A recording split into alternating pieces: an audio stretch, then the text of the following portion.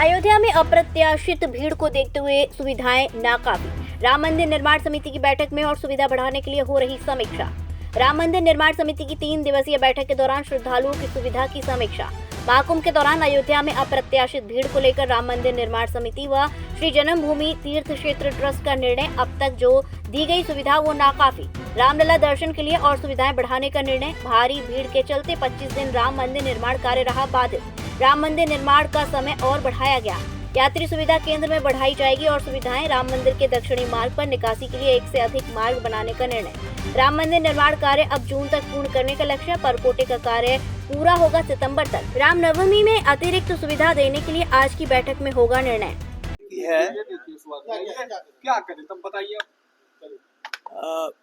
हम लोगों को वर्तमान में जो एक विषय आ गया, एक प्रकार से अप्रत्याशित था, वो श्रद्धालुओं की अपार संख्या जो भीड़ आई।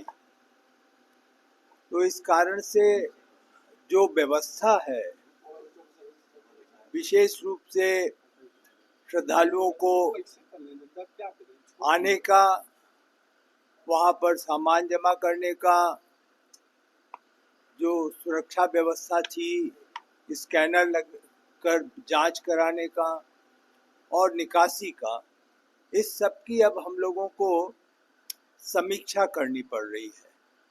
क्योंकि अनुभव ये आ रहा है कि जिस आयाम के लिए हम लोगों ने मंदिर में सुविधाएं प्रदान की, प्रयास किया और उसका एक तरीके से प्लानिंग की, तो वो प्लानिंग पूरी तरीके से यह नहीं कहा जा सकता कि पर्याप्त है। कल समीक्षा में पूरे दिन इस विषय पर चर्चा की गई कि जो श्रद्धालु सुविधा केंद्र है उसमें क्या परिवर्तन किया जाए, जो अंदर आने के बाद बाहर दक्षिणी मार्ग से निकासी है वह 1 से अधिक निकासी बढ़ाई जाए और उसके अनुसार जो है निर्माण कार्य किए जाएं। तो कुछ प्रारंभिक निर्णय कर लिए गए।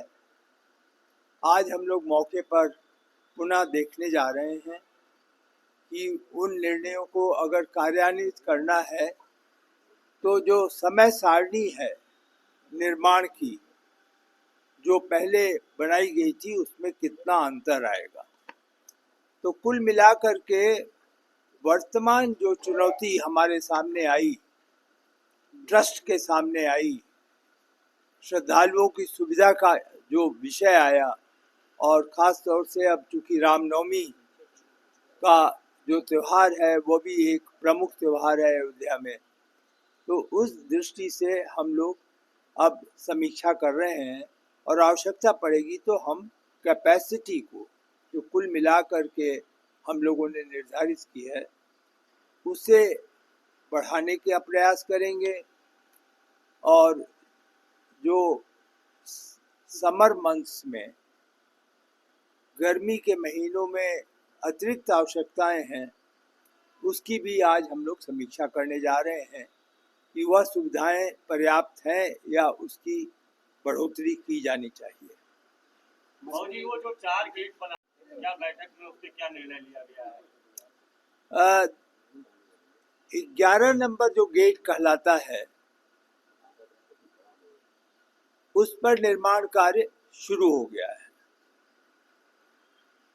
जो 3 नंबर का गेट है उस पर निर्माण कार्य अभी नहीं ले पा रहे हैं क्योंकि उधर से श्रद्धालु अब बाहर जा रहे हैं। तो निर्णय यह लेना पड़ा है कि जब 11 नंबर गेट हम पूर्ण कर लेंगे और उसका उपयोग शुरू होगा तब 3 नंबर का निर्माण कर पाएंगे। जो उत्तरी दिशा में गेट है वह प्रगति पर है और अगले 2 माह में वह गेट पूर्ण हो जाएगा।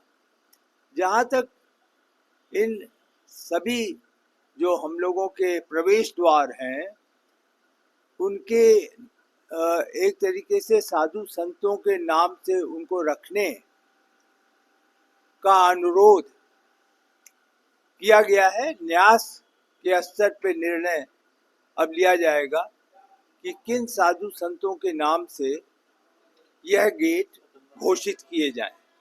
तो जैसे ही निर्माण पूर्ण हो जाएगा उसके बाद उनका एक तरीके से नामकरण होगा। मंदिर में इसके अलावा